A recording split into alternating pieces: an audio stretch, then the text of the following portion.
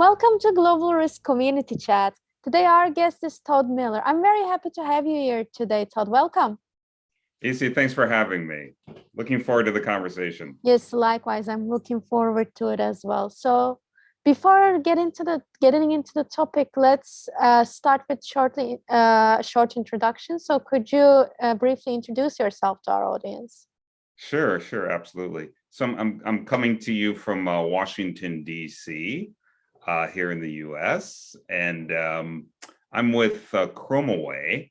ChromaWay is actually a Swedish company based in Stockholm, but we have an office here in the U.S. as well as in Tel Aviv, and here in Washington, D.C., as I said. But we're a blockchain software company, and we build both permissioned blockchains and public chains. And yeah, previous to ChromaWay, I was with Fannie Mae, which is the large securitizer of home mortgages in the U.S., and have been with ChromaWay about 5 years. So, yeah, super nice. Let's then jump into the topic. So, what topic would you like to share with us today? Yeah, I mean, I want to talk about blockchain. I know that many members of the risk community are looking at blockchain because it's a new technology.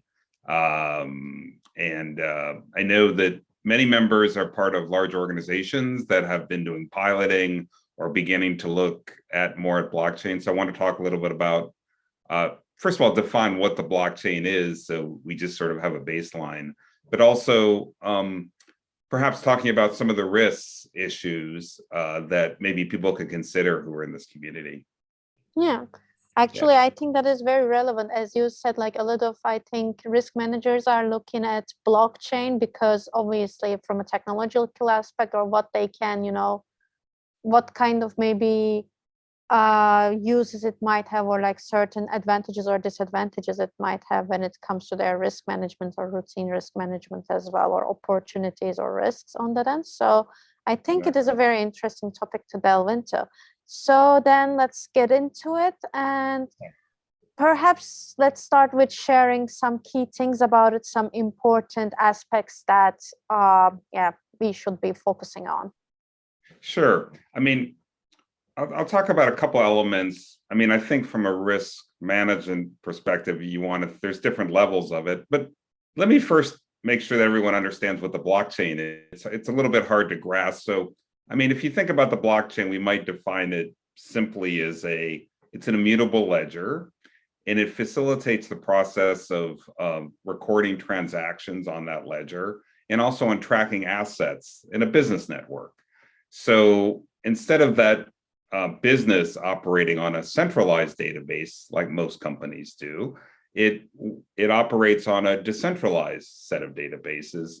Those decentralized databases are nodes, the technical term, but what our software does at ChromaWay, and there's other projects that do this too, it synchronizes the data among the network. So each of these network members have a version of the blockchain, and what ChromaWay does is it synchronizes that so we can all have a common view of the database. And that's pretty much what the blockchain is. It's an asset tracking mechanism without a central intermediary. So if you push everything away, that provides a lot of interesting opportunities because a network members can control the data instead of one single entity. And that provides a lot of risk management benefits because I have more transparency, I have more security, and there's a lot of positives we can get into and a little bit more about that. Yeah.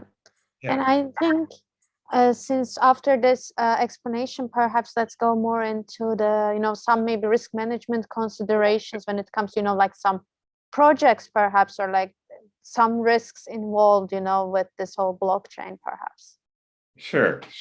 So I'll give a couple of examples, but first of all, just if you're talking about your company organization is interested in interacting on a blockchain network, the first thing you really need to think about from a risk perspective is strategic risk. Because remember, since we're joining a network which is storing data Also externally from your organization, either in a permission network, like a consortium. This has happened a lot in shipping and logistics, in real estate, in manufacturing, where consortiums of companies are coming together and saying, instead of you having a database and I having a database, and we're always reconciling between the two, we can have a network where we see all the data transparently. And then we can use a consensus to come up with what the state of that debt transaction is. Now, that's an exciting opportunity from a transparency perspective, but it does introduce some risks, because now, as the organization, you're depending upon the network for your critical strategic data. So you need to make sure that network is performing effectively, that there's security. So it's, for risk managers, it's another level to kind of consider. Yeah, there's also, I'll just talk about a couple others. One is like business continuity. People have read around the blockchain, the public blockchain, even like Bitcoin or Ethereum or our network, Chromia, has been very secure. It hasn't been broken into, but there are transaction costs, for example, because you're paying for validators to confirm those transactions. And you're also, sometimes nodes go down and so forth. So there's continuity issues that risk managers need to be aware of and be able to mitigate that. So if you're selecting a network, for example, the more nodes on the network, the better it probably is from a continuity perspective. There's a confidentiality issue, meaning that, in a private network, on a private central database, that a business application, like a real estate application or a supply chain application runs, I have the data in-house. But the way that the blockchain validates data is that we all confirm that data together. So you're exposing that to more entities. So you need to be aware of that. There's ways to get around that. There's ways to address that, but it should be considered. And then, finally, you see there's this notion of smart contracts. I'm sure a lot of people in the network have heard of this concept, but it's really the mechanism through which data gets into the blockchain. And the smart contract is essentially taking like a traditional physical contract, like a supply chain contract, and saying, if you send me X amount of euros, I'll send you back this material like wood or widgets or whatever it is.